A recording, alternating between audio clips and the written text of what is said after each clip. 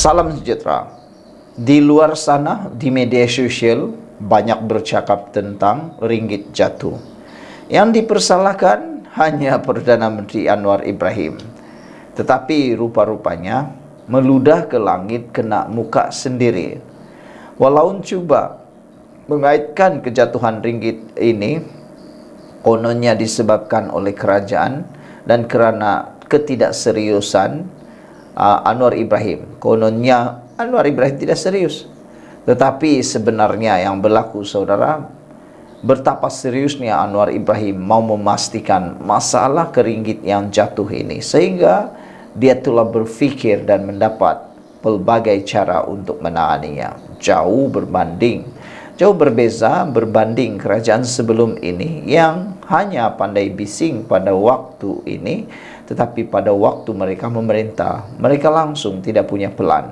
Plan A, plan B, plan C, plan D, plan sampai plan F tiada. Sepatutnya pemimpin mereka perlu mempunyai pelan-pelan yang tersebut. Anwar Ibrahim telah membuktikannya bahwa kerajaan sekarang sibuk untuk mahu memperbaiki keadaan. Dan hari ini, satu lagi pendedahan yang menarik kita semua, ada kebenaran dan logiknya, ialah ringgit jatuh juga disebabkan kerana pembangkang asik bercakap tentang tukar kerajaan. Ringgit jatuh, antara penyebabnya pembangkang juga salah, asik cakap tukar kerajaan. Pembangkang juga patut dipersalah susulan kejatuhan nilai ringgit dan keadaan ekonomi semasa. Kata Saleh Said Keruak, bekas Menteri UMNO itu berkata, pembangkang terus bercakap tentang agenda menjatuhkan kerajaan, menyebabkan keyakinan pelabur terjejas, kata beliau.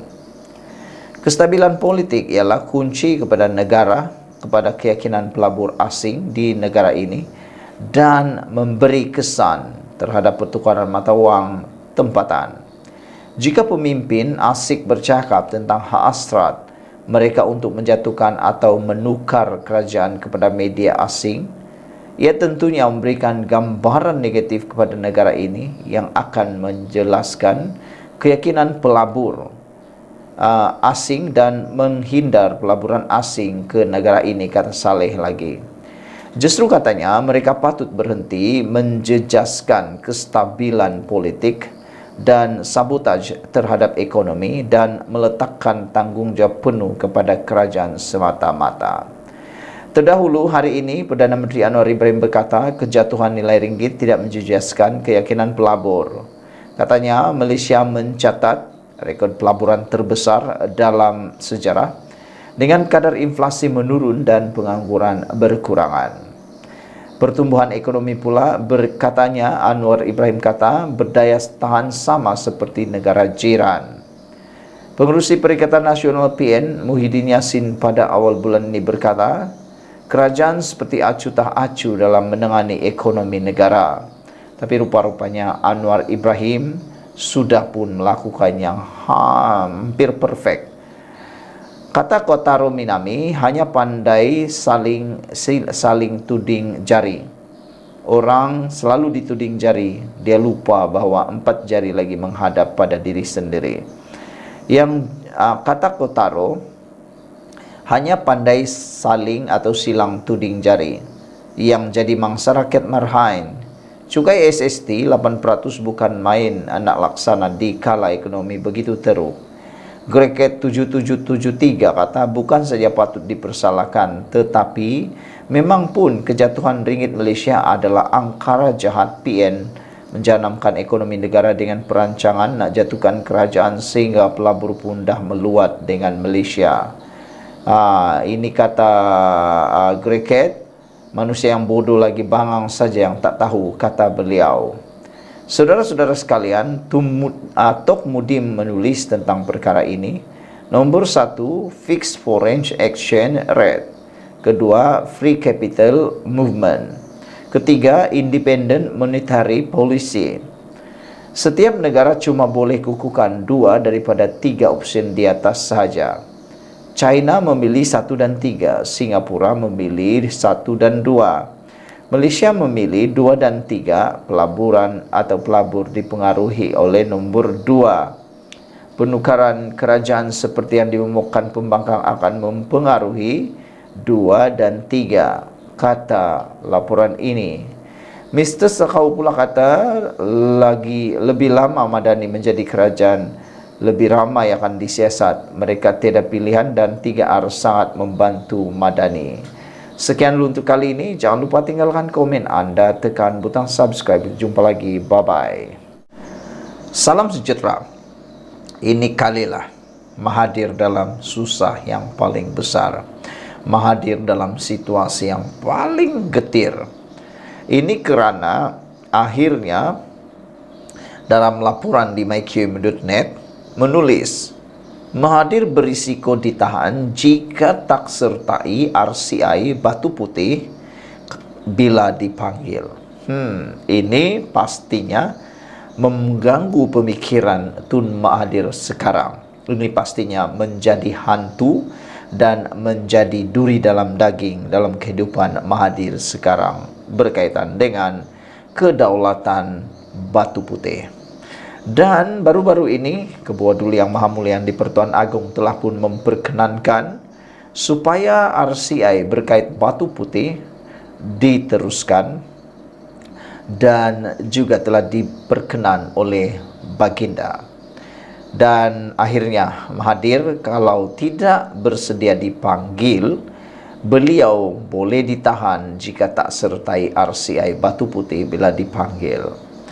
Seorang peguam berkata Dr. Mahathir Mohamad berisiko diberi waran tangkap sekiranya beliau tidak endah apabila dipanggil untuk menghadap Suruhanjaya Siasatan Diraja RCI bagi meneliti isu berkaitan Batu Putih, Pulau Batu Putih, Batuan Tengah dan Tubir Selatan. SN Nair berkata, Seksyen 8 Akta Suruhanjaya Siasatan menetapkan bahawa Pesuruhjaya mempunyai kuasa untuk memanggil sesiapapun bagi memberi keterangan atau menyerahkan dokumen dalam milikan mereka. Mereka boleh mengeluarkan waran tangkap untuk memaksa kehadiran mana-mana individu, katanya kepada FMT. Peguam itu yang pernah mewakili saksi dalam 2 RCI sebelum ini percaya bekas Perdana Menteri itu akan menjadi saksi penting dalam sebarang siasatan berkenan isu itu. Beliau mengulas kenyataan oleh Peguam Mahathir Rafiq Rashid Ali minggu lepas bahawa Mahathir mungkin tidak akan menyertai prosiding RCI itu selagi ia dipengerusikan oleh bekas Ketua Hakim Negara Raus Sharif. Rafiq mendakwa pelantikan Raus sebagai pengurusi RCI itu bertentangan dengan prinsip keadilan asasi, memandangkan beliau pihak yang berkepentingan. Menurutnya, Mahathir pada 2017 memfailkan permohonan semakan bagi mencabar keabsahan pelantikan Raus sebagai hakim tambahan Mahkamah Persekutuan melepasi usia perseraan ditetapkan dalam perlembagaan. Mahathir menjadi Perdana Menteri untuk kali kedua pada 10 Mei 2018 selepas Pakatan Harapan memenangi pilihan raya umum dan kemudian meletak jawatan pada Februari tahun 2020. Rafiq berkata Raus menemui Mahathir pada 15 Mei 2018 untuk menyuarakan hasrat meletak jawatan sebagai Ketua Hakim. Raus kemudian mengutus surat peletakan jawatan kepada Yang di-Pertuan Agong pada 7 Jun 2018 yang diperkenan 4 hari kemudian. Rafiqi berkata umum mengetahui RCI dibentuk bagi menyiasat keputusan pentadbiran Mahathir pada 31 Mei 2018 untuk menarik balik 2 permohonan memohon Mahkamah Keadilan Antarabangsa ICJ menyemak keputusannya 10 tahun lalu. Sementara itu, Peguam Sri Murugan berkata beliau percaya Mahathir akan dipanggil memberi keterangan walaupun kerajaan belum mendedahkan terma rujukan khusus RCI berkenaan. Mahathir dan jemaah menterinya memutuskan pada 2018 untuk menarik balik permohonan untuk menterbalikkan keputusan ICJ menganugerahkan kuasa undang-undang ke atas Pulau Batu Putih kepada Singapura, katanya. Dalam pembelaannya terhadap saman sivil difailkan Hatta Sanuri berhubung penarikan balik itu, Putrajaya berkata ia membuat keputusan berbuat demikian selepas mengambil kira pandangan perunding undang-undang asing berhubung perkara berkenaan. Dengan tajuk yang cukup panas dan cukup mencuit hati kita ini ialah apabila Mahathir berisiko ditahan jika tak sertai RCI Batu Putih bila dipanggil. Sekian untuk kali ini. Jangan lupa tinggalkan komen anda, tekan butang subscribe. Kita jumpa lagi. Bye-bye.